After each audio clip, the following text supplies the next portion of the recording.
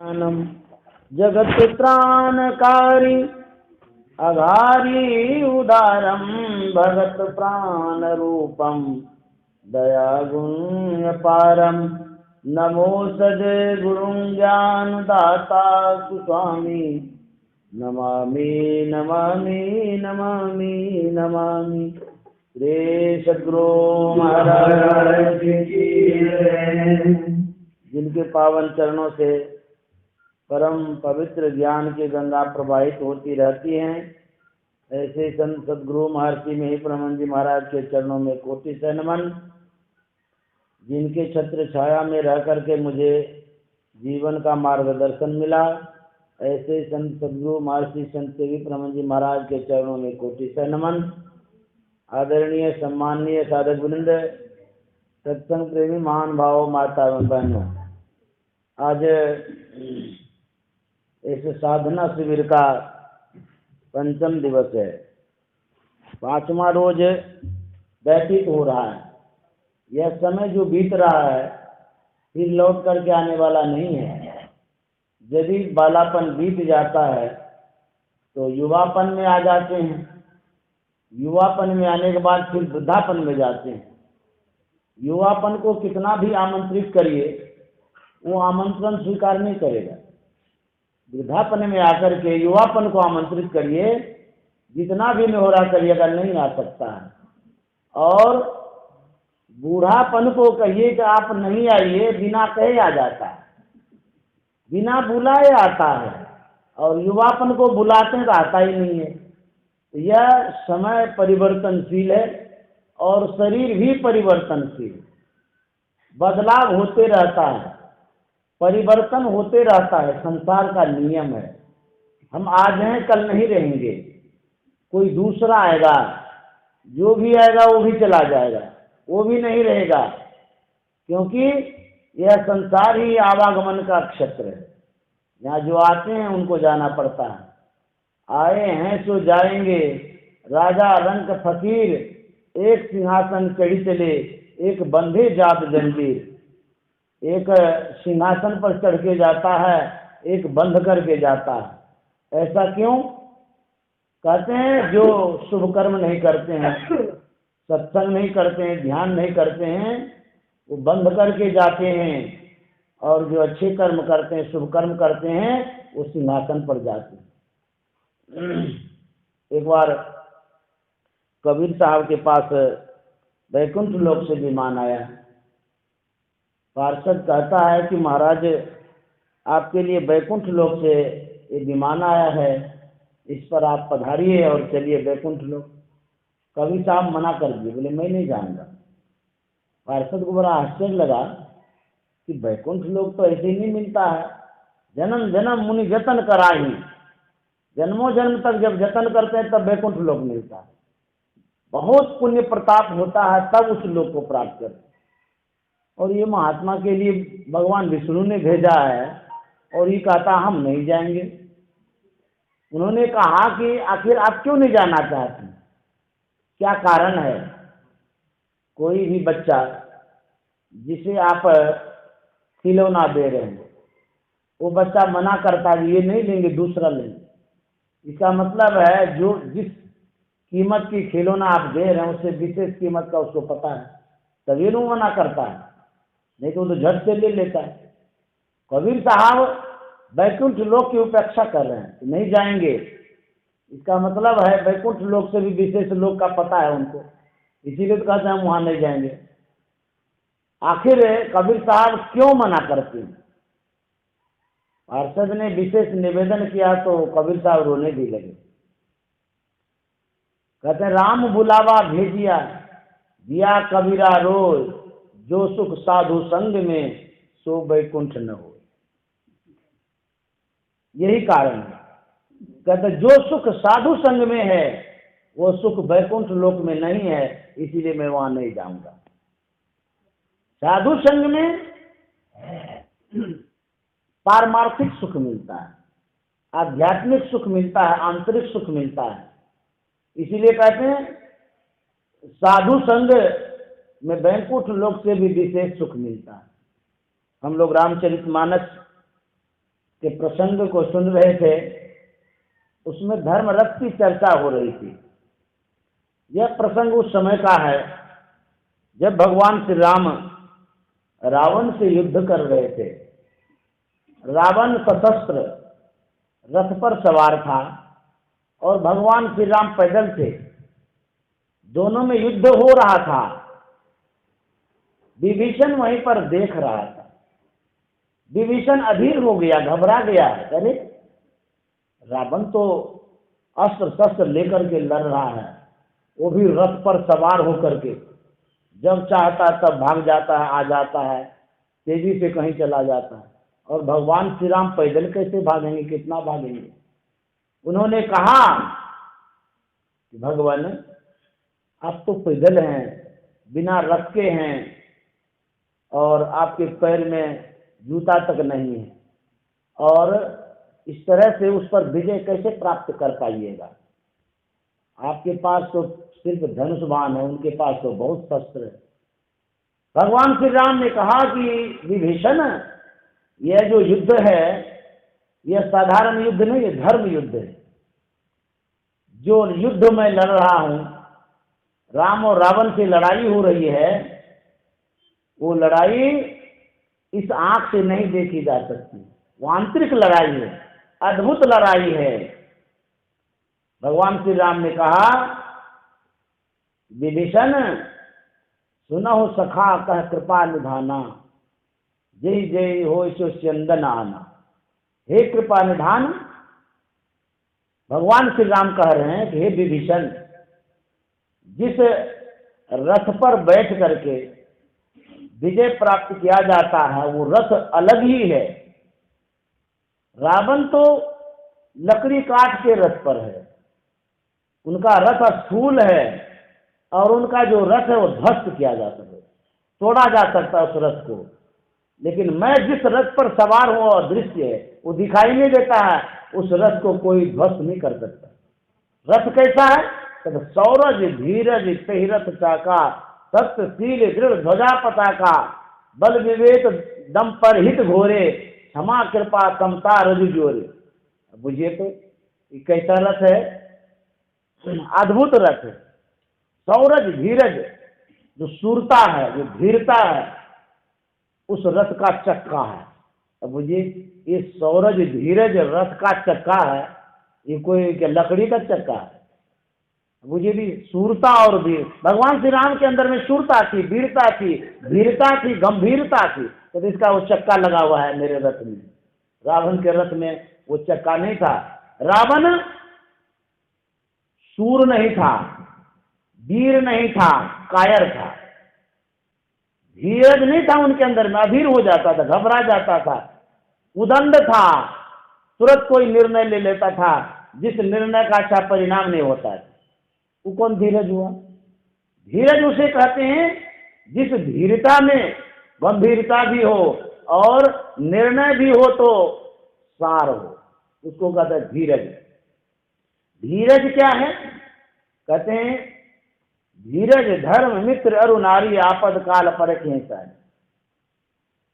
धैर्य हिम्मत को कहते हैं, हिम्मत बना करके रखना है। कोई परिस्थितियां आती है नहीं कहना धैर्य से रहिए। हमारे गुरुदेव ने कहा धीरज धरे तो कारज करे। धैर्य धारण करेंगे तो काम बनेगा, घबरा जाएंगे तो सब काम गड़बड़ हो जाएगा। थोड़ी सी परिस्थितियां सामने खड़ी होती है, हम इतने घबरा जाते हैं कि हमारा बल भी कमजोर हो जाता है और बुद्धि भी कमजोर हो जाती है। इसलिए विपत्ति के समय धैर्य रखना, धैर्य रखना साधारण आदमी का काम नहीं है, ये वीर का काम है, बहादुर का काम है। भगवान श्री राम का अद्भुत रथ था, धर्म रथ था। तुलसीदास जी महाराज ने कहा महा अजय संसार रिपु, जीत सके सो वीर, जाके असरत हो दृढ़, सुनहु सखा मति धीर। भगवान श्री राम कहते हैं कि हे सखा, मति धीर सखा। विभीषण को जो संज्ञा मिली, देखिए मति धीर, जो बुद्धि में स्थिर हो, घबरा करके कोई निर्णय न लेता, जो स्थिर से निर्णय लेता, ठोस बुद्धि वाले को मति धीर कहते। हे मति धीर सखे, यह जो संसार है महाअजय, इस संसार को सब नहीं जीत सकता, अजय संसार है। कहता जीत सके सो वीर, कोई संसार को यदि जीत ले तो वीर है। कहते जाके असरत हो दृढ़, हे सखा जिनके पास ऐसा रथ है वही संसार को जीत सकता है, नहीं तो कोई नहीं जीत सकता है। धर्म क्या है? धर्म कहते हैं जिसे धारण किया जाता है। धारण तो बहुत कुछ किया जा सकता है। चोर का धर्म है चोरी करना, छात्र का धर्म है शिक्षा अध्ययन करना, स्त्री का धर्म है घर गृहस्थी के काम को करना, किसान का धर्म है खेती करना। बहुत तरह का धर्म होता है, अलग अलग तरह का धर्म होता है, लेकिन सभी धर्मों से सार काम नहीं होता, कल्याण नहीं होता है। कहते धर्म वह है जिससे हमारा कल्याण हो, उसको वास्तविक धर्म कहते हैं। शरीर का धर्म अलग है और आत्मा का धर्म अलग है। शरीर का धर्म क्या है? आपको सुख देगा, भौतिक सुख देगा, शरीर धर्म से ऐसा होता है। और आत्मा का जो धर्म है वो आत्मिक सुख देगा, परमात्मा प्राप्ति का एक साधन माध्यम है। हम लोग सत्संगी हैं। हम लोगों का क्या धर्म है? हम लोगों का धर्म है गुरु महाराज की आज्ञाओं का पालन करना। गुरु महाराज ने जो नियम बनाया है उस नियमों के अनुसार चलना, ये धर्म है। जो धर्म की रक्षा करता है धर्म उसकी रक्षा करता है। संस्कृत में एक श्लोक है, धर्मो रक्षित रक्षिता है। जो धर्म की रक्षा करता धर्म उसकी रक्षा करता। जैसे हम लोगों का धर्म है ध्यान करना, सत्संग करना। इससे क्या होता है? कहते इस ध्यान और सत्संग के माध्यम से हमारी रक्षा होती है, उसमें गुरु की कृपा होती है। हम धर्म का पालन करेंगे, धर्म हमारे लिए सुव्यवस्था करे। भगवान श्री कृष्ण ध्यान में बैठे हुए थे, उद्धव की नजर गई। उद्धव ने पूछा भगवान, दुनिया के लोग आपका ध्यान करता है, आप किनके लिए ध्यान करते हैं? आप तो स्वयं भगवान हैं, आपको कौन चीज की कमी है? दुनिया के लोगों को कमी है इसीलिए वो आपका ध्यान करता है। भगवान श्री कृष्ण ने कहा, अर्जुन उद्धव, जो मेरे लिए ध्यान करता है मैं उनके लिए ध्यान करता हूं। जब आप भगवान के लिए ध्यान करते हैं, भगवान का पूजा करते हैं, पाठ करते हैं, कहते हैं भगवान आपके लिए करता है। ये जो करना है लगा दिया, आप कुछ करेंगे तब भगवान करेंगे, नहीं तो नहीं करेंगे। भगवान बिना कराए कुछ देते भी नहीं, ऐसे भी भगवान है, करना पड़ेगा। कुछ नहीं करेंगे वो कुछ भी नहीं देंगे। कहते हैं आप उनके लिए ध्यान करिए, आपके लिए वो ध्यान करेंगे। आपका जो धर्म है उस धर्म को निभाइए, जो भगवान का धर्म है अपना वो निभाएंगे। आप अपने धर्म पर चलिए, भगवान अपने धर्म पर चलेंगे। भगवान का क्या धर्म है? भगवान का धर्म है भगत की रक्षा सुरक्षा करना, और भगत का धर्म है भगवान की पूजा पाठ करना, भगवत भजन करना। ये धर्म है। धर्म पालन करने से क्या होता है? एक महाभारत की छोटी सी कथा है, वो सुन लीजिए। जब पांडव वनवास में था, जंगल में था, पांचों भाई पांडव, साथ में द्रौपदी, घूम रहा था, वनवास व्यतीत कर रहा। एक दिन की बात है, एक हिरण युधिष्ठिर के नजरों से गुजरता है, आगे बढ़ता है और वह चला जाता है एक महात्मा के कुटिया पर। वह हिरण वहां पर जो रखी हुई थी अरणी लकड़ी, वो अरणी उस समय की लकड़ी ऐसी होती थी, उसको घिसने से अग्नि उत्पन्न हो जाती, उसी से वो लोग भोजन पानी बनाते। वो लकड़ी थी महात्मा की। युधिष्ठिर जी महाराज देख रहे थे। देखते हैं वो हिरण अरणी को लेकर के भागा। युधिष्ठिर जी महाराज सोचते हैं महात्मा की अरणी है, लेकर के भाग रहा है, इसके लिए महात्मा को मदद करना चाहिए। तो सब भाई उनके पीछे चला, द्रौपदी भी चली। जाते जाते जाते जाते वह हिरण घनघोर जंगल में छिप गया, युधिष्ठिर को पता भी नहीं चला। तब तक में युधिष्ठिर महाराज को प्यास लग गई, गर्मी का मौसम था।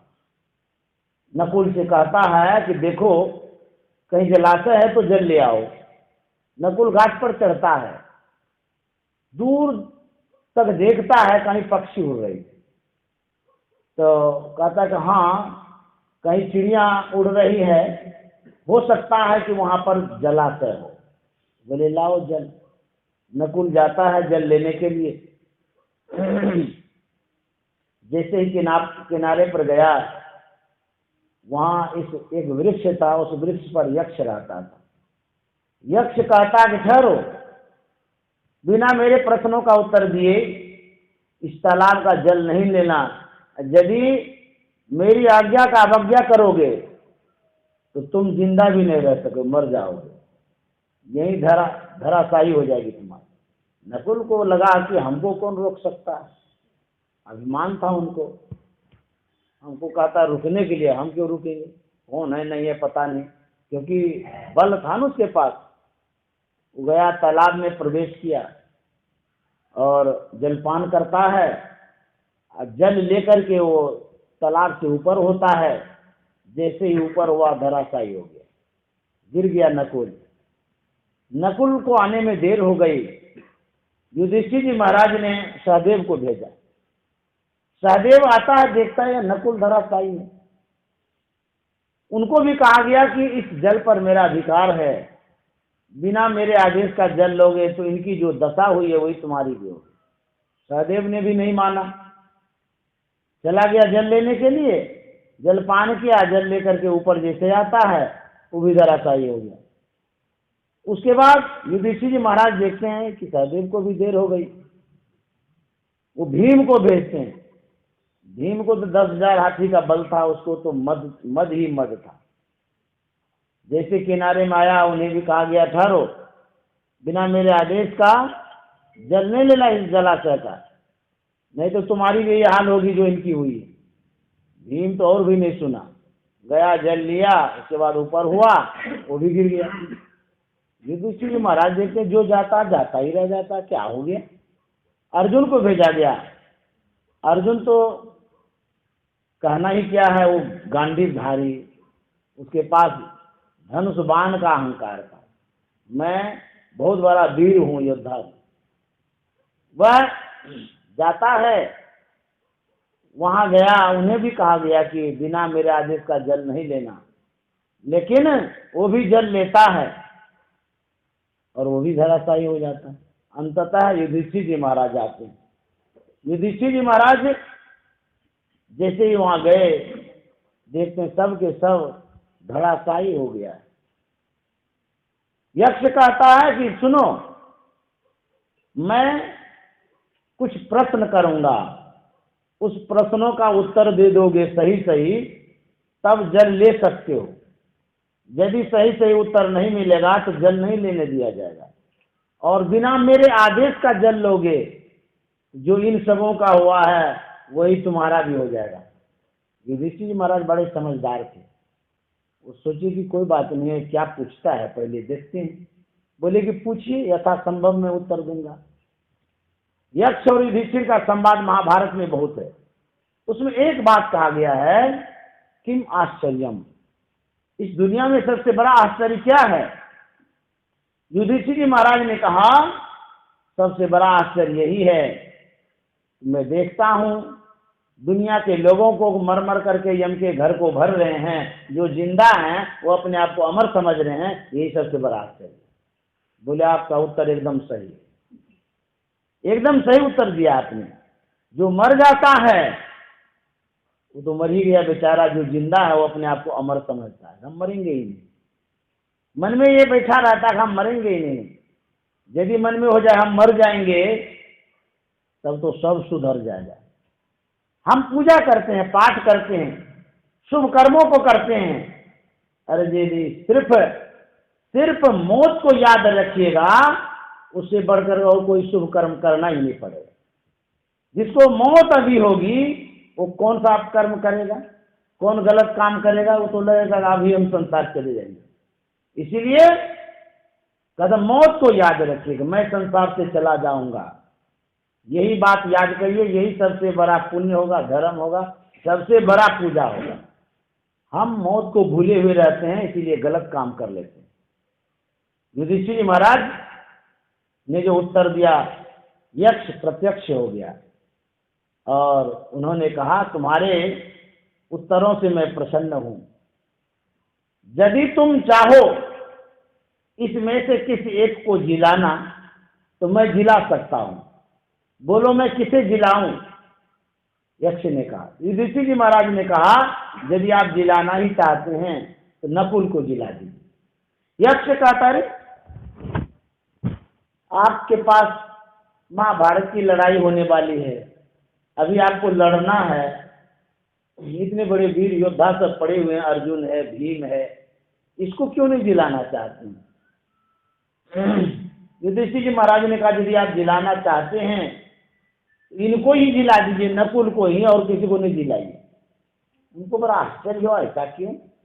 नकुल में कौन सी कला है? भीम में कला है, अर्जुन में कला है, इसको नहीं जिलाना चाहते, नकुल को जिलाते।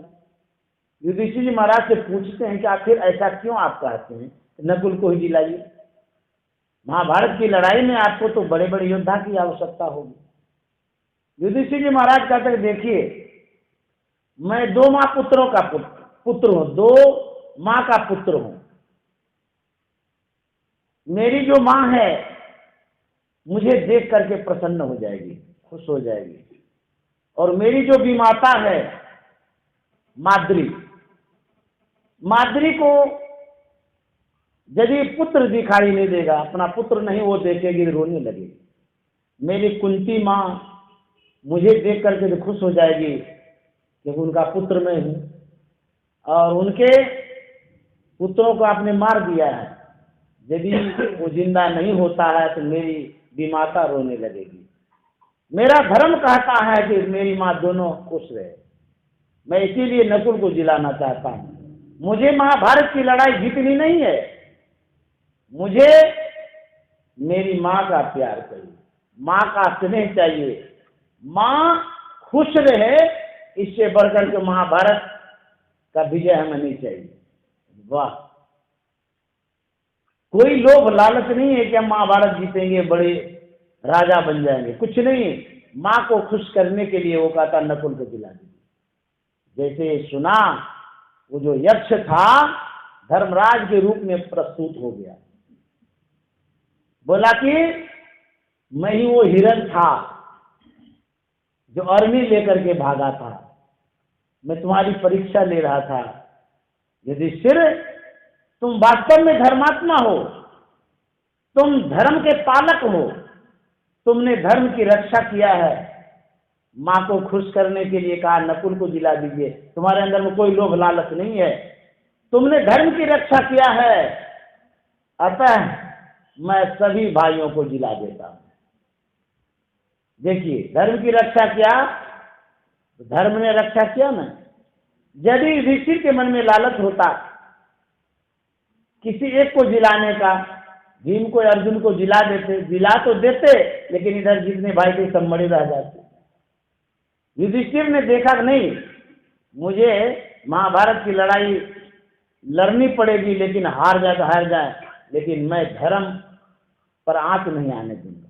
उन्होंने कहा कि इनको जिला दीजिए। धर्म की रक्षा किया ना, इसीलिए सब भाई को जिला दिया। ये धर्म क्या होता है? आप अपने धर्म के अनुसार चलिए और धर्म आपकी सुव्यवस्था रक्षा करेगा।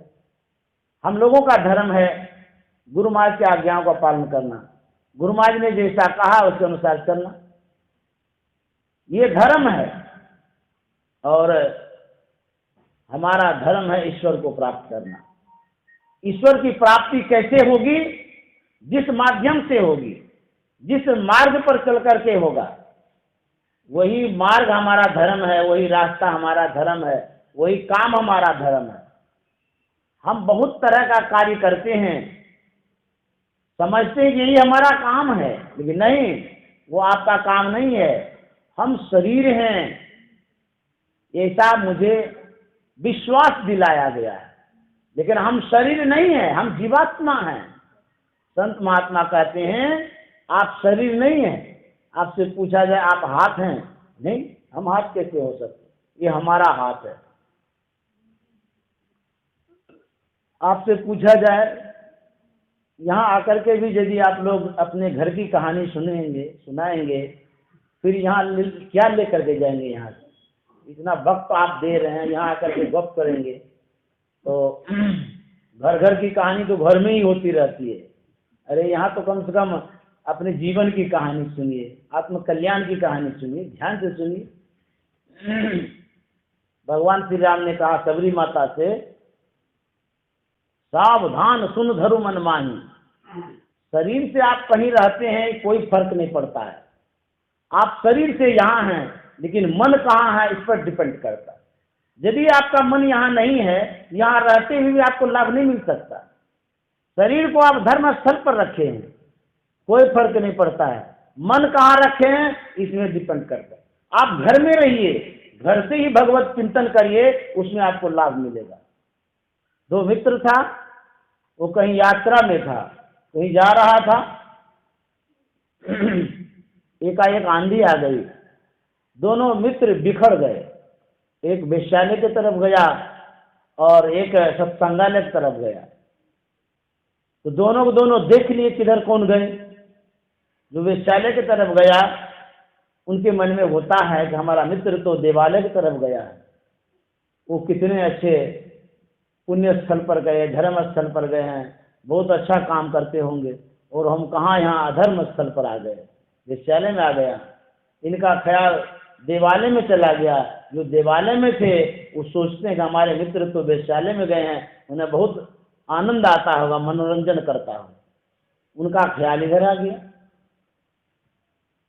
समय होता है, दोनों की मृत्यु होती है, जमराज आता है, दोनों को सजा सुनाता है। जो देवालय में था उसे नरक की सजा सुनाता है, जो वेश्यालय में था उसे स्वर्ग की सजा सुनाता है। देवालय वाले ने कहा करे जमराज आप अन्याय कर रहे हैं, उचित न्याय नहीं है ये। बोले सो कैसे? तो बोले कि हम तो देवालय में थे, धर्म स्थल पर थे, और हमें नरक दे रहे हैं। ये तो वेश्यालय में पड़ा हुआ था और हमें स्वर्ग होना चाहिए और इसे नरक होना चाहिए। जमराज ने पूछा तुम शरीर से तो देवालय में था, लेकिन तुम्हारा मन कहाँ था? तुम क्या चिंतन कर रहे थे सो बतलाओ, तुम्हारा ख्याल कहाँ था? बोले मेरा ख्याल तो वेश्यालय में था। बोले तब मन जहाँ रहता है उसी तरह का फल मिलता है। आप घर में रहिए, पहाड़ में रहिए, किचन में रहिए, कहीं भी रहिए, आपका मन जहाँ है वैसा ही फल मिलेगा। शुभ कर्मों में भोजन बना रहे हैं, यदि शुभ चिंतन हो रहा है तो वो सत्संग हो रहा है, वहां भी सत्संग हो रहा है। भोजन बना रहे हैं, सत्संग हो रहा है। सत्संग के लिए कहीं जाने की आवश्यकता नहीं है। हमारे गुरु महाराज ने कहा जहां रहो सत्संग करो। अरे बाथरूम में है वहां भी सत्संग होता है, कहीं भी सत्संग करिए।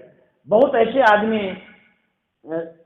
अपने अपने भावों के अनुसार काम करते रहते, और वेश्यालय वाले के विषय में कहा इनको पूछो, ये जब तक वेश्यालय में रहा तब तक इस सत्संगालय का ही चिंतन करता रहा।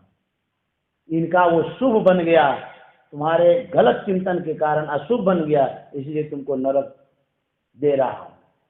यही बात है, सत्संग में हम बैठते हैं, यदि हमारा ख्याल यहाँ नहीं रहता है, घर में ही चिंतन कर रहे हैं, खाना बनाएंगे, खाना खिलाएंगे, ये करेंगे, फिर क्या लाभ मिलेगा?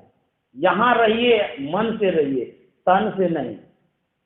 तो कहते हैं बहुत आदमी सोचते हैं कि शुभ काम का कोई मुहूर्त होता है, लेकिन संत महात्मा कहते हैं शुभ काम के लिए कोई मुहूर्त नहीं होता है। जब चाहो तब करो, सुबह करो, शाम को करो, दोपहर को करो, 12 बजे करो, बाथरूम में करो, पैखाना रूम में करो, जहां भी करो। कोई मर जाता है तो कहते नहीं शुभ काम मत करना।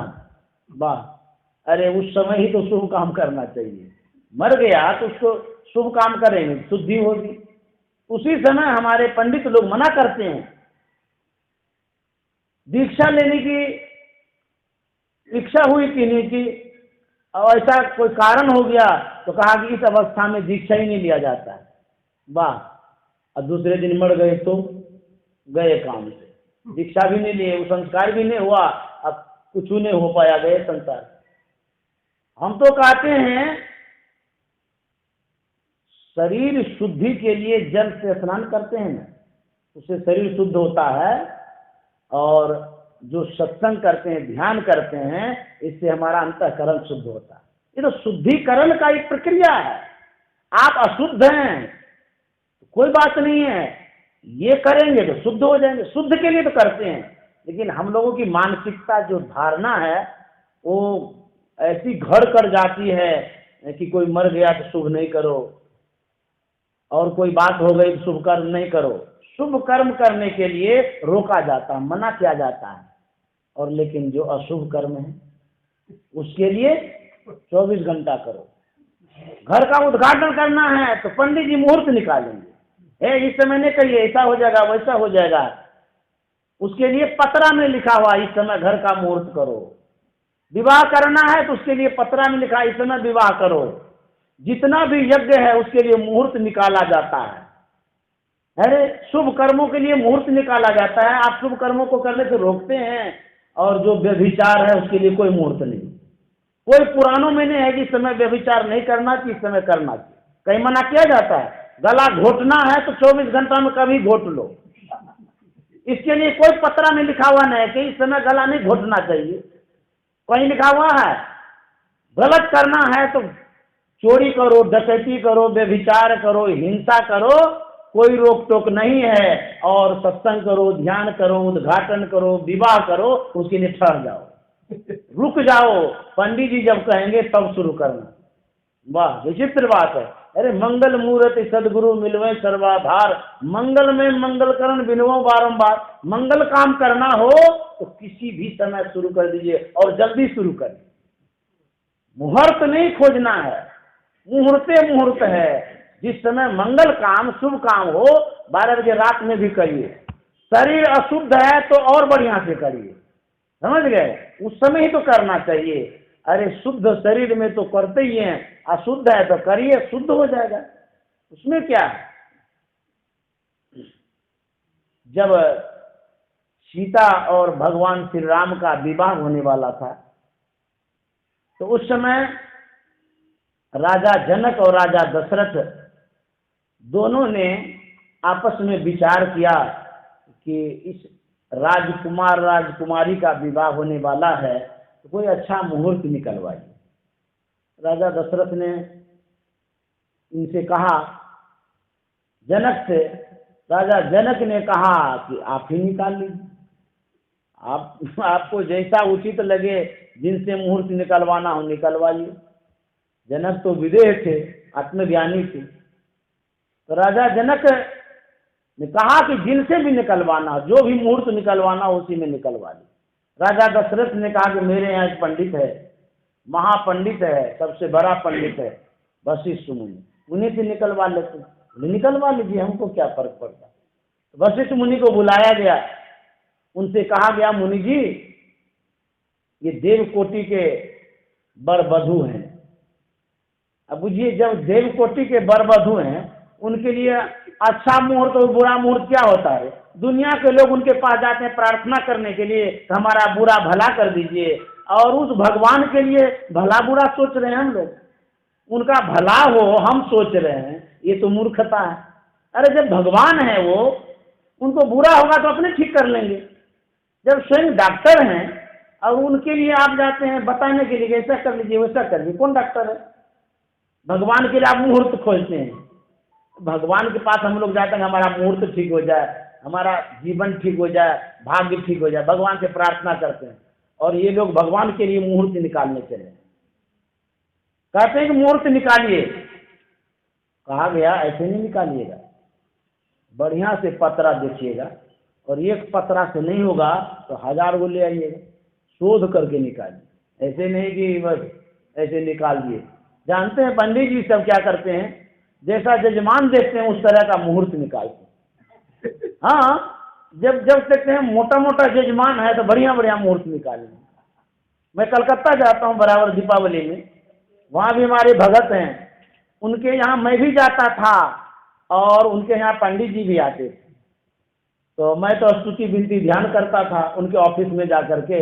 अब पंडित जी आते थे, 10 15 20 मिनट समय बहुत हो गया, उस समय पर पूजा पाठ कर दिए, उसके बाद 11,000 रुपया लेते थे, उसके बाद चले गए। तो वो पंडित जी समय निकालते थे कि जजमान इस समय आप पूजा कराइए और इस समय आपके लिए बहुत अच्छा है। जानते हैं पंडित जी क्या करते हैं, उस समय कौन सा निकालते हैं, पहले जजमान का चयन करते हैं, जजमान को पूछते हैं कि जजमान साहब आपको कौन समय सूट करेगा, या देखते हैं जजमान को ये समय सूट करे, उसी अनुसार मुहूर्त निकालता है कि आपको 7 बजे का समय ठीक है, आपको 8:30 बजे बढ़िया रहेगा, आधा घंटा इधर निकल गया, पट से पूजा करके दूसरे जगह जाएंगे। फिर उसको कहेगा 8:30 बजे आप कर लीजिए। इसी तरह से बांटता है रात में। अब मान लिया जाए किसी को यदि 10 बजे मुहूर्त ठीक है तो किसी का 7 बजे मुहूर्त कैसे ठीक हो जाएगा? ये तो व्यक्ति पर मुहूर्त आप निकालते हैं। अरे मुहूर्त कोई व्यक्ति का है, वो तो परमात्मा का है, भगवान का है, उनके लिए सब एक ही है। एक मुहूर्त में पूजा होना चाहिए। ये अलग अलग मुहूर्त भगवान का मुहूर्त है, ये कोई पंडित जी का है। यदि पंडित जी का मुहूर्त है तो गलत है, वो किसी जजमान का वो मुहूर्त है तो वो भी गलत है। जब भगवान का मुहूर्त है, पूरे दुनिया के मानव के लिए एक मुहूर्त होना चाहिए, एक समय पूजा होना चाहिए। यदि 7 बजे दीपावली की पूजा लिखा हुआ है तो 7 बजे पूरे दुनिया के लोगों का होना चाहिए। ऐसा नहीं करता था वो करता था 7 बजे यहाँ तो 8:30 बजे वहाँ, 9:30 बजे वहाँ। ये कौन पूजा है, कौन मुहूर्त है? ये तो दक्षिणा वाला मुहूर्त हो गया। जजमान को बांट देंगे तो यहाँ दक्षिणा लेंगे, वहाँ दक्षिणा लेंगे, वहाँ दक्षिणा लेंगे, इसमें किसका कल्याण होगा? मैंने कहा ये क्या करते हैं, 11,000 आप देते हैं, बाप रे बाप। 15-20 मिनट में धागा बांधता है, ये अक्षर चंदन फूल फाल कर दिया, उसके बाद चले गए। तो बोले इसमें क्या मिलता है आपको? हम बोले कुछ भी मत कराइए, कोई पूजा पाठ नहीं करिए, सत्संग ध्यान कर लीजिए, बस हो गया। उसके बाद जो पूजे छोड़ दिया। हम जाते हैं वहाँ ध्यान करते हैं, सत्संग करते हैं, उसके बाद बस हो गया उसका पूजा, पंडित जी को छोड़ दिया।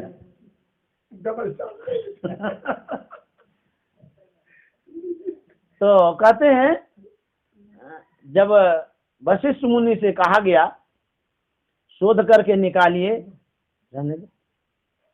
वशिष्ठ मुनि लगन निकालते हैं शोध करके, भगवान राम का, भगवती सीता का। इतना अच्छा मुहूर्त निकाला, इतना अच्छा कि कहना ही क्या। उस मुहूर्त में विवाह किया गया। वशिष्ठ मुनि जैसे मुहूर्त निकालने वाले पंडित, भगवान श्री राम, भगवती सीता जैसी महान विदुषी पुरुष, उनका विवाह किया गया। क्या हो गया? विवाह तो बढ़िया मुहूर्त में किया गया, और वो भी भगवान भगवती सीता का। जानते हैं क्या हुआ? मुनि वशिष्ठ पंडित ज्ञानी शोध के लगन धरी, हुआ क्या? सीता हरण। अरे ये क्या हो गया? हरण हो गया।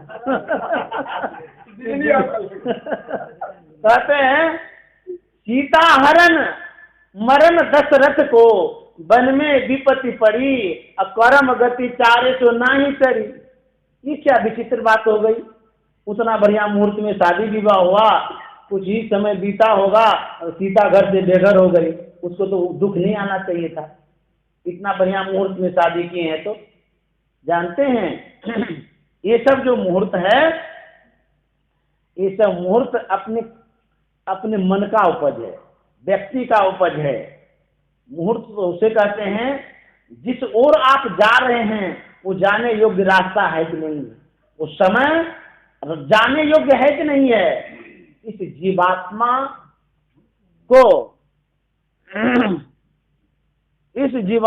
को जिधर जाने में कल्याण होता है वही मुहूर्त अच्छा है, वही मुहूर्त है। जब हम सत्संग करते हैं, जब ध्यान करते हैं, ये सबसे बढ़कर के मुहूर्त है। मुहूर्त मतलब समय होता है। समय कोई खराब थोड़ा होता है, व्यक्ति खराब होता है, कर्म खराब होता है। समय तो परमात्मा ने बड़ा अच्छा भेजा है, लेकिन व्यक्ति का जो कर्म है वही खराब होता है, इसीलिए गड़बड़ होता रहता है। अपने आचरण को यदि सुधारेंगे, व्यवहार को सुधारेंगे, तो हमारा सब शुभ ही शुभ होगा। हम स्वयं गलत कर देते हैं, इसीलिए गलत होता है। कहते हैं कि जो मुहूर्त है, जो समय है, उस समय तब शुद्ध होता है जब हम आत्म कल्याण की ओर बढ़ते हैं, आत्म कल्याण का काम करते हैं। घर में क्या क्या नहीं पूजा पाठ होगा, जैसा इन लोगों का प्लानिंग सुनते हैं होगा। दीपवाओं की जो बहन है वो तो सुना रही थी कि इस कोने में, उस कोने में, इस कोने में, सब जगह होम होगा, जाप होगा। किस कोने में भगवान है, मैं जानना चाहता हूँ। कौन कौन कोना आप पूजा से पूरा करेंगे? जितना भी करेंगे वो कम ही होगा, बहुत कोना बच ही जाएगा, फिर क्या होगा? हाँ, तो सत्संग से जब पूरा होगा तो इसी को रहने देना चाहिए था। कहते हैं जितना भी कोना है करा लीजिए, लेकिन फिर भी कोना बाकी रहेगा।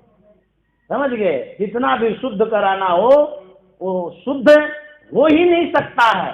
क्यों नहीं हो सकता है? कहते दुनिया में कोई भी किसी को शुद्ध नहीं कर सकता है। शुद्ध सर्वेश्वर परमात्मा है, उसके अलावा जितना है सब अशुद्ध है, सब अशुद्ध है। उस परमात्मा को जिस दिन प्राप्त करेंगे उसी दिन शुद्ध हो जाएंगे, नहीं तो कभी नहीं शुद्ध हो सकते। शुद्ध करने के लिए करते हैं। तो कहते हैं भजन सुना दें क्या? तो हमारे गायक महोदय संकेत कर रहे हैं कि हाँ बाद में। अच्छा, कहते हैं देखिए, पलटू साहब की वाणी है, पूरब में राम है, पश्चिम में खुदा है, उत्तर और दक्षिण को कौन रहता। हिंदू धर्मावलंबी तो पूरब बांट लिए, उधर भगवान है, और मुसलमान भाई पश्चिम बांट लिए, उधर खुदा है। पलटू साहब कहते हैं पूरब हिंदू का हो गया और पश्चिम मुसलमान का हो गया, उत्तर और दक्षिण किसका हुआ है? उधर कुछ भी नहीं है, उत्तर दक्षिण नहीं है कुछ, उत्तर भी खाली, दक्षिण भी खाली। कहते वो परमात्मा कहाँ नहीं है? वो सब जगह है परमात्मा है, उसे एक इंच भी खाली नहीं है जगह। ये हमारी सोच है, सब जगह परमात्मा, कहाँ नहीं परमात्मा रहते हैं। इसलिए कहते हैं हमारे अंदर में भी परमात्मा है, यदि इस आत्मा को शुद्ध कर दीजिएगा तो सब शुद्ध हो जाएगा। इस आत्मा को शुद्धि करने के लिए ध्यान की आवश्यकता पड़ती है। यदि कुछ काल भी आप ध्यान करते हैं, उस यज्ञ से बढ़ करके और कोई यज्ञ नहीं हो सकता है। उत्तर गीता में भी लिखा हुआ है, मुहूर्त भर भी, कुछ काल भर भी यदि वो ध्यान करता है, कई जन्मों का जो पाप है उससे मुक्त हो जाता है। इसलिए ध्यान से बढ़ करके कोई यज्ञ नहीं होता। वेद में कांड है, कांड कहते हैं जब लड़ाई होता है, झगड़ा होता है, मारपीट होता है, उसको कांड कहते हैं। वेद में जो कांड है ये बिजली कांड है। वेद में कर्म कांड है, ज्ञान कांड है, उपासना कांड है, ध्यान कांड है, ये सब कांड है। वेद में विभाजन किया गया है, कर्म कांड का भी स्थान है, ज्ञान कांड का भी स्थान है। तो कहते हैं कर्म कांड के द्वारा हम आगे बढ़ें और बढ़ करके आत्म कांड में जाएं, ज्ञान कांड में जाएं, उसको प्राप्त करें। उस ईश्वर को प्राप्ति करने का जो भी रास्ता है, कहता वही शुद्ध रास्ता है, वही शुभ मुहूर्त है। जिस समय आप ध्यान करते हैं वो शुभ घड़ी है, शुभ मुहूर्त है। हमारे गुरुदेव भारती संत सेवी जी महाराज का जब पांच भौतिक शरीर छूटा था, तो उस समय से स्तुति, विनती, सत्संग, भजन चलते रह गया, चलते ही रह गया, कभी बंद नहीं हुआ जब तक श्राद्ध नहीं हुआ था। तो कहते हैं कि उस समय भी शुभ काम करना चाहिए। क्या जाने कब शरीर छूट जाएगा। कोई आदमी है बोलता है हमको कि हमारे यहाँ तो मर गया है, दीपावली भी नहीं मनाएंगे। ले, हमारे यहाँ तो मरा हुआ है, विवाह नहीं हो सकता है। गजब कहानी है, विवाह क्यों नहीं होगा? मरने से और विवाह से क्या फर्क पड़ता है इसमें? इससे क्या लेना देना है? विवाह अपने जगह है, जो मर गया तो मर गया। ये सब धारणा है हम लोगों की। हमारे घर में कोई मर गया तो ये काम नहीं करेंगे, वो काम नहीं करेंगे, लेकिन गलत काम करने के लिए नहीं सोचेंगे। हमारे यहाँ मरा हुआ है तो 2-4 साल तक गलत नहीं करेंगे। ऐसा सोचना चाहिए ना कि जब हमारे यहाँ मरा है तो 2-4 साल तक हम गलत नहीं करेंगे। ऐसा नहीं सोचता है। तो मर गया तो शुभ खाली मना करे, दीपावली नहीं मनाएंगे, विवाह नहीं करेंगे, पूजा नहीं करेंगे, पाठ नहीं करेंगे, कोई अच्छा कर्म नहीं करेंगे, क्यों? मरा हुआ आदमी, खराब हो जाएगा काम। लेकिन उस व्यक्ति से पूछिए, आपके यहाँ जब मर गया है तो कोई गलत काम नहीं करिए, चोरी नहीं करिए, डकैती नहीं करिए, व्यभिचार नहीं करिए, छीनिए नहीं किसी को, दुख नहीं दीजिए, तब ना हुआ। नहीं, ये काम तो करवे करेगा, किसी को गाली देगा, किसी को मारेगा, पीटेगा, उस समय ये याद नहीं रहता है कि हमारे पूर्वज मर गए हैं, ये काम अभी नहीं करेंगे। छूत है तो ये काम, गलत काम क्यों करें? किसी का गला घोटेंगे अभी नहीं, 2-4 साल तक नहीं घोटेंगे। यदि 2-4 साल तक वो घोटना बंद कर देगा, कितना पुण्य जमा हो जाएगा है? ऐसा नहीं सोचता है, खाली सुबह काम पर अटैक करता है। पता नहीं क्या हो गया लोगों को।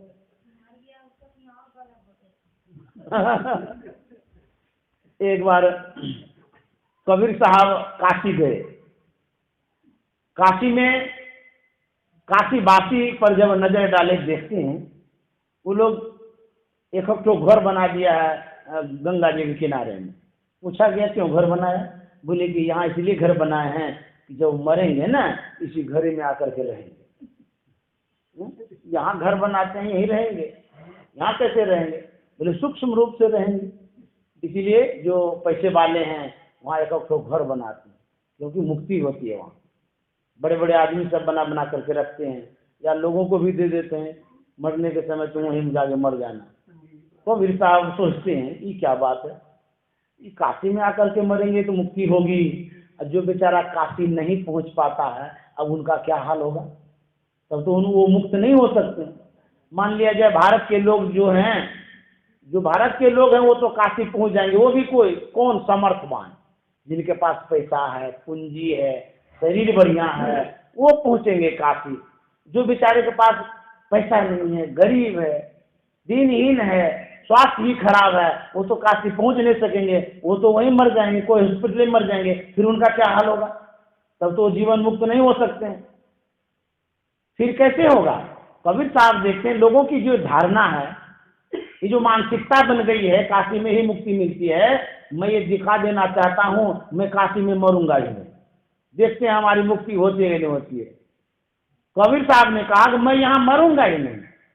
रहते तो थे काशी में, लेकिन जिस समय उनकी मृत्यु होने वाली थी, कबीर साहब ने कहा मुझे मगहर ले चलो, मैं यहाँ नहीं मरना चाहता हूँ, मैं लोगों को दिखाना चाहता हूँ कि मैं मुक्त हो सकता हूँ कि नहीं हो सकता हूँ, मगहर में ले चलो। वहीं ले गया, कबीर साहब को मगहर ले गया। सुनते हैं? कान इधर दीजिए, नहीं कान तो इधर है, ध्यान इधर दीजिए। कान देना मुहावरा है, कान देना ध्यान देना, समझिए, ये कान नहीं, सूरत वाला कान। कबीर साहब मगहर गए, वही मृत्यु हुई उनकी। क्या वो मुक्ति को नहीं प्राप्त की?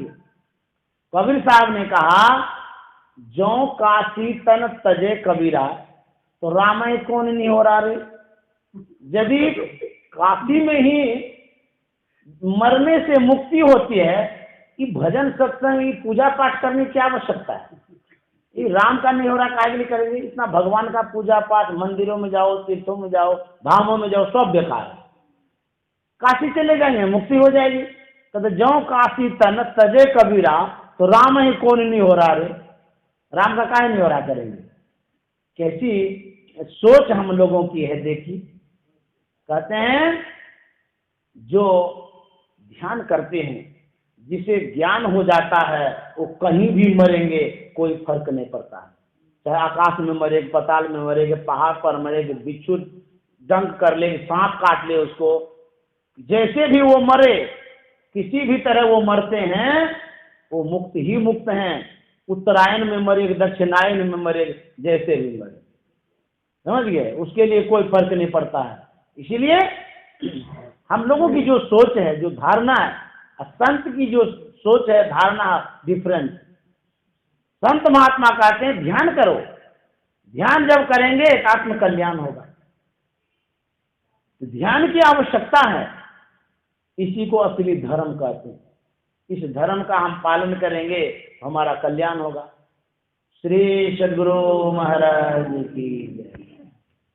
अब एक आप लोगों के सामने भजन प्रस्तुत कर रहा हूं और उसके बाद फिर आगे का कार्यक्रम होगा।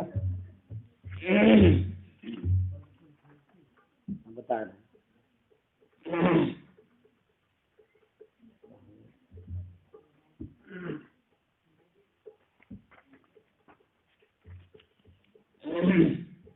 श्री सद्गुरु महाराज की जय। 277 अपनी बनाई बनाई बनत नहीं, जाको राम न देत बनाई।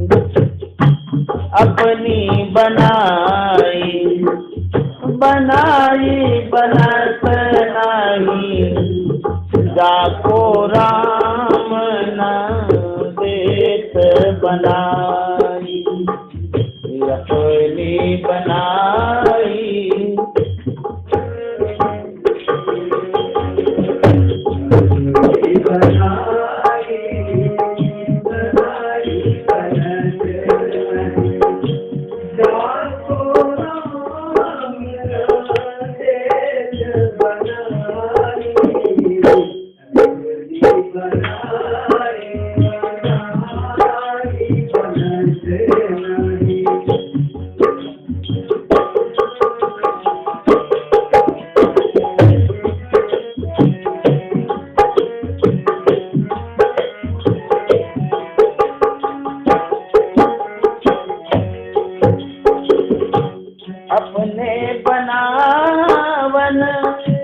कारण रावण, अपने बनावन अपने बनावन, कारण रावण अपने बनावन, कारण रावण सीता को चुराई।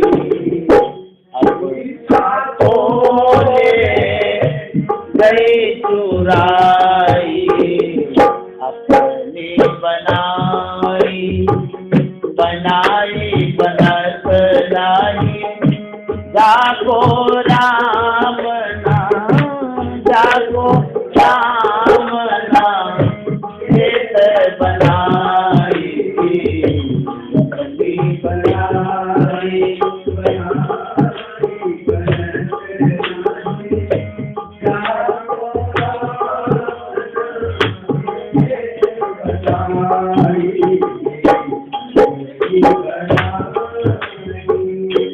कहते हैं अपने से जो बनाना चाहता है कभी नहीं बनता है। हम अपने से बनाना चाहते हैं, ये करेंगे वो करेंगे, ऐसा करेंगे, ऐसा होगा वैसा होगा। चाहते हैं कि हमारे यहाँ बहुत अच्छा हो जाए, चाहते तो हैं, लेकिन यदि राम नहीं चाहते हैं तो कभी नहीं होगा अच्छा। कहते अपनी बनाई बनाई बनत नहीं, अपने से बनाना आप चाहते हैं, यदि राम नहीं चाहते हैं तो कभी नहीं बन सकता। जाको राम न देत बनाई, राम चाहेंगे तो बन जाएगा। अब कौन कौन बनाना चाह रहा है, किसको किसको, उसका वर्णन सुनिए। उस अपने बनाने में किनकी क्या क्या फजीयत हुई है सो भी सुनिए। आगे कहते हैं अपने बनावन कारण रावण, अपने बनावन कारण रावण, सीता को ले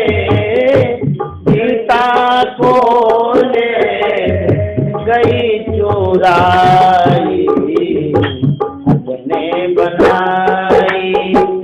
बनाई बनत लाई, जाको रावण जाको।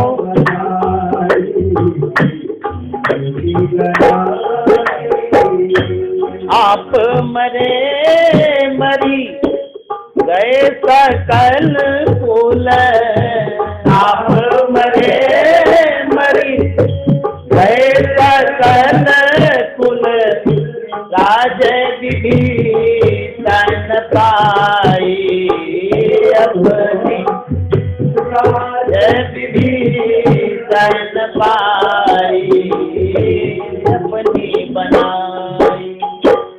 बनाई बनत लाई, जाको रावण जाको।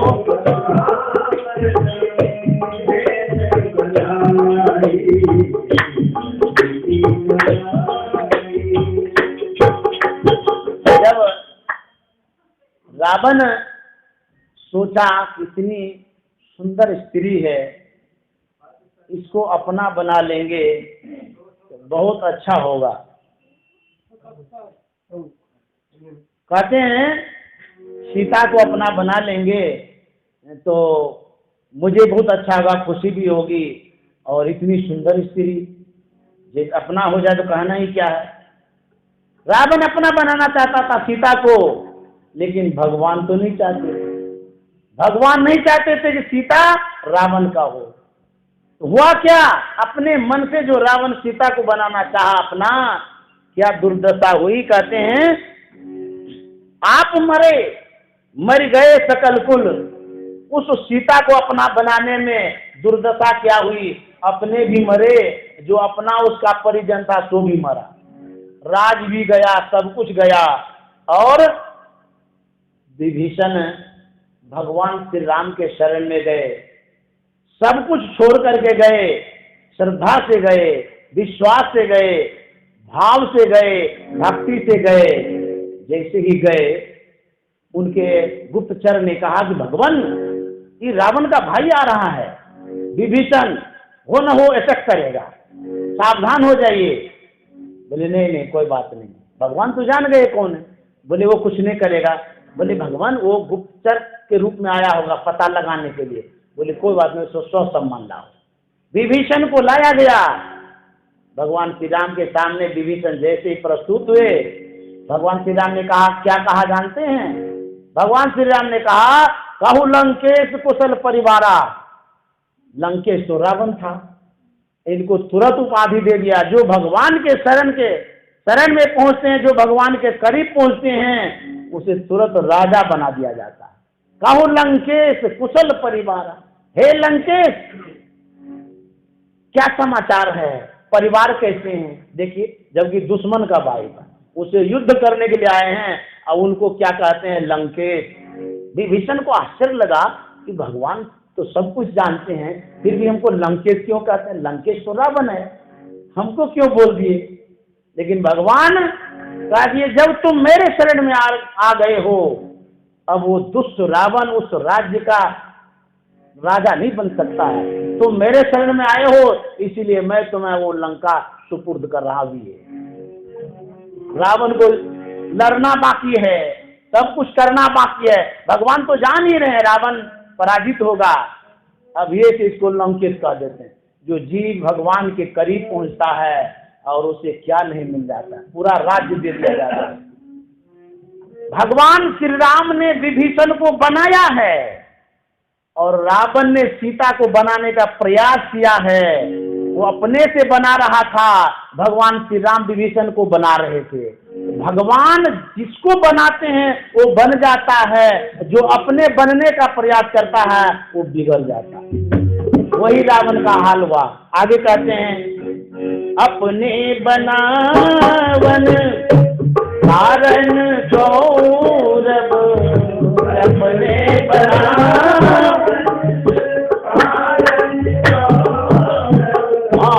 अपने बनावन कारण कौरव, अपने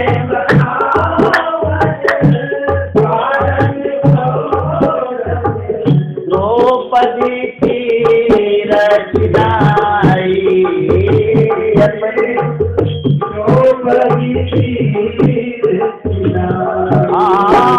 द्रौपदी की रचनाई, अपनी बनाई बनाई बदलाई, जाको राम ना, जाको राम ना, श्वेत बनाई अपनी बनाई बनाई बदलाई, जाको राम ना,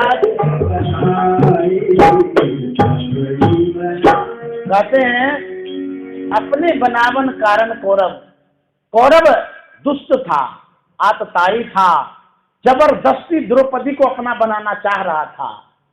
जो अपने से अपना बनाना चाह रहा था, भगवान की स्वीकृति नहीं थी। भगवान नहीं चाह रहे थे कि द्रौपदी दुष्ट का बने, दुर्योधन का बने, लेकिन जबरदस्ती अपने बल से, बाहुबल से द्रौपदी को अपना बनाना चाह रहा था। द्रौपदी तो अपना बनी नहीं, लेकिन हुआ क्या, क्या दुर्दशा हुई है तो सुनिए। कहते हैं हरि मरे पथ ताए बंधु मिली, हरि मरे पथ ताए बंधु मिली, हरि मरे पथ ताए बंधु मिली, भारत में दुख पाई, भारत में दुख पाई, अपनी बनाई बनाई, जाको राम ना, जाको राम ना, एक बनाई अपनी बनाई बनाई बनाई, जाको राम ना,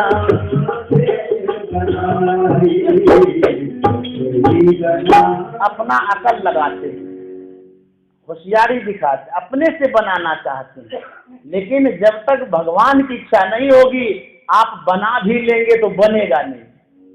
अपने से बनाना जो चाहते हैं वो नहीं बनेगा, राम बनाना चाहेंगे तो बन जाएगा।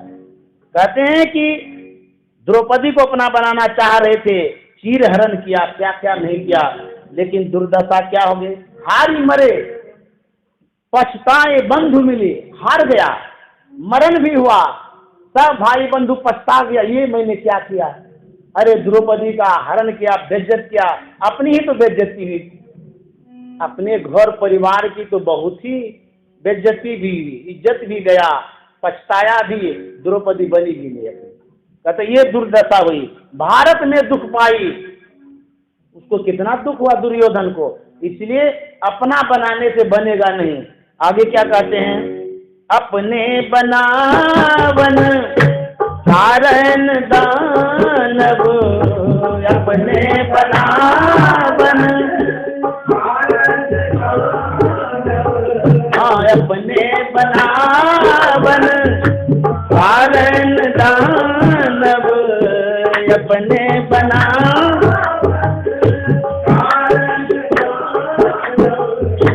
भस्मासुर बर पाई, भस्मासुर बर पाई, अपनी बनाई बनाई बनाई, जाको राम ना, जाको राम ना, देश बनाई अपनी बनाई बनाई बनाई, जाको राम ना।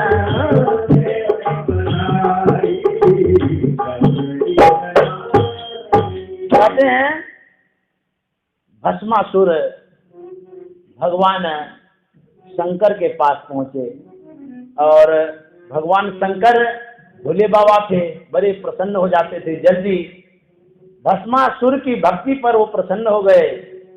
बोले भस्मासुर तुम वर मांगो, जो मांगोगे वही मैं दूंगा। भोले बाबा से भस्मासुर ने कहा मुझे ऐसा वर दीजिए कि मैं जिस पर हाथ रखूं वो भस्म हो जाए। अब उनसे तो अद्भुत अद्भुत भगत उनके भोले बाबा के, और अद्भुत अद्भुत उनकी जो भक्ति थी और आशीर्वाद होता था, जो मांगता था वही दे देते। भोले बाबा ने कहा एव वस्तु भस्मासुर का अच्छा हमको तो वरदान मिल ही गया। अच्छा भगवान शंकर ने जो वरदान दिया कि जिस पर हाथ रखेंगे भस्म हो जाएंगे, तो चेक करेंगे थोड़ा सा। कहते हैं ना कि सामान दिया सही है कि नहीं है, थोड़ा सा चेक तो कर लें। चेक करने कहाँ जाएंगे हम, तो कोई नजर में आदमी ने दिखाई दिया। भस्मासुर सोचता है कि वरदान सही है कि गलत है, इसको चेक तो कर लूं। तो चेक करने के लिए भगवान शंकर पर हाथ उठाने लगे। भगवान शंकर से करे मेरे ऊपर हाथ उठा, भागे। भगवान शंकर भागते भागते भागते कहाँ कहाँ नहीं गए, भस्मासुर पीछे ही जा रहा है।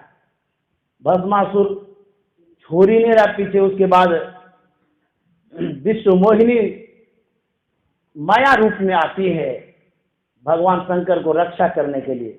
इतनी सुंदरी थी, भस्मासुर की नजर पड़ गई, वो तो भस्म करना भूल ही गया, विश्व मोहिनी की तरफ मुड़ गया। तो विश्व मोहिनी खड़ी थी, तो उन्होंने कहा करे आप तो बहुत अच्छी हैं, आप हमारा बन जाइए। बोले ऐसे नहीं बनेंगे। बोले तब कैसे? हाँ हम आपका बनेंगे जब हमारी बात रखिएगा तब। बोले आप जो कहिएगा सो ही हम कर देंगे। विषय में अंधा आदमी क्या नहीं करता। आजकल जो दोस्ती करता है, जिसे फ्रेंड बनाते हैं, ऐसा अंधा अंधा आदमी होता है। कोई माँ को रुलाता है, कोई पिता को रुलाता है, कोई परिवार को रुलाता है, शादी करके बर्बाद होता है। फ्रेंड बनाता है। फ्रेंड का मतलब जानते क्या होता है?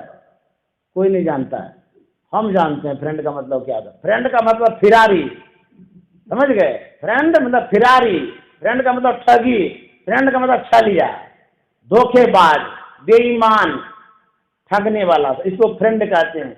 हम लोग फ्रेंड नहीं बनाते, हम लोग मित्र बनाते हैं। जे न मित्र दुख हो ही दुखाए, मित्र बनाइए, फ्रेंड मत बनाइए। मित्र जो होता है वो कल्याण करता है, जो फ्रेंड होता है फिरारी होता है। ये विदेशी भाषा है, उन लोगों को क्या पता है कि मित्र क्या होता है। मित्र ये रख लेते तो क्या होता है, फ्रेंड बना दिया अंग्रेजी में। मित्र लिखने ही नहीं आता अंग्रेजी में, कैसे लिखेगा मित्र? वो भी मित्र भी लिखेगा MITR, ये कर देगा मित्रा, सीधा नहीं लिखने आता है। ये क्या हो गया? तो कहते हैं वो विश्व मोहिनी कहती है कि मेरी बात जब मानेंगे तब मैं आपके अनुकूल हो जाऊंगी। समझ गए?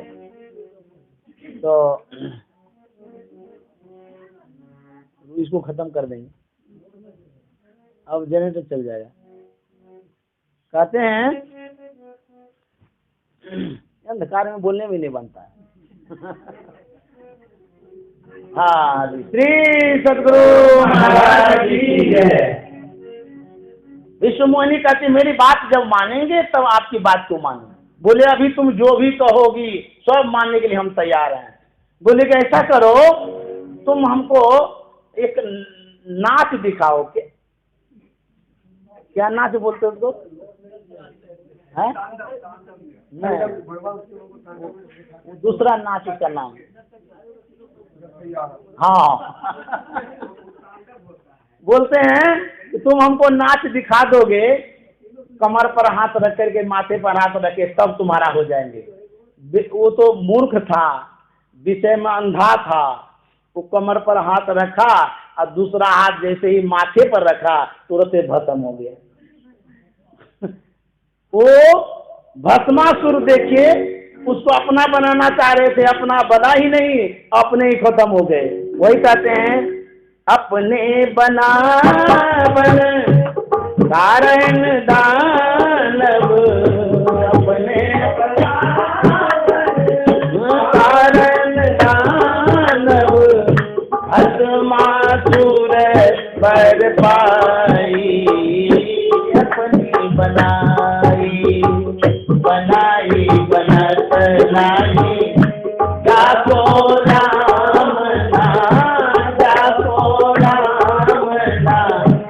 एक बनाई अपनी बनाई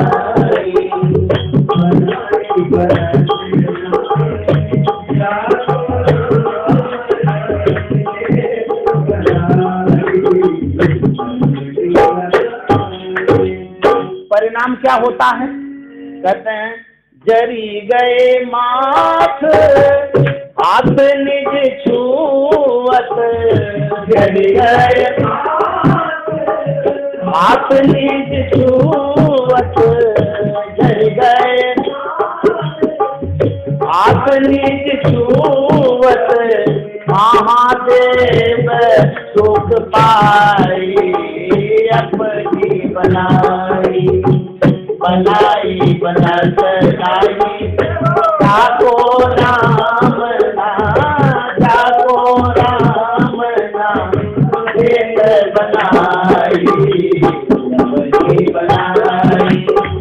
बनाई बनत लाई जाको राम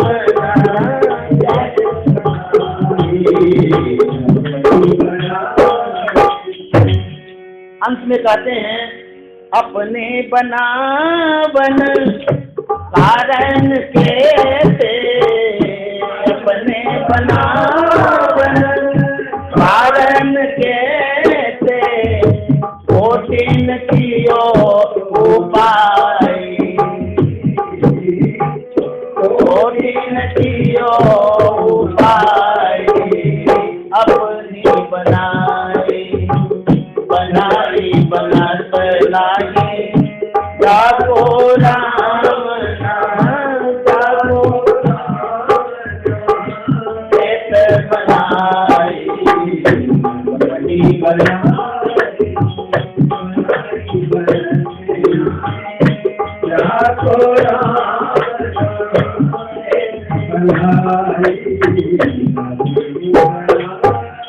कहते हैं लोग बड़ा होशियार बनता है, अपने से बनाने का बहुत प्रयास करता है। कहते अपने बनावन कारण कैसे, कितना आदमी प्रयास करता है ये बनाएंगे वैसे बनाएंगे वैसे बनाएंगे, दूसरे को भी बनाना चाहता है, अपने स्वयं बना नहीं है दूसरे को बनाना चाहता है। सलाह देगा, मशवरा देगा, बताएगा ऐसे करिए वैसे करिए वैसा हो जाएगा। भगवान पर थोड़ा सा भी विश्वास और भरोसा नहीं। अरे भगवान पर भगवान के लिए भी तो कुछ काम छोड़ दीजिए, सब आप ही कर दीजिएगा, तो बेचारा वो क्या करेगा? कुछ तो भगवान के लिए छोड़िए कि हमसे ये नहीं होता है, वो भगवान करेंगे। सब काम चाहते हैं अपने से हम कर लें, सब टोटल काम जितना है, कुछ भी थोड़ा सा भी रखिए कि भगवान करेंगे।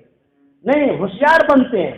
लक्ष्मीपति जी महाराज कहते हैं कि लक्ष्मीपति नहीं बने काहू से, लक्ष्मीपति नहीं बने काहू से, लक्ष्मीपति बने काहू से, झूठे करत बड़ाई अपनी, झूठे करत बड़ाई अपनी बनाई बनत लाई जाको राम एक बनाई बनत लाई जाको राम एक बनाई सद्गुरु महाराज।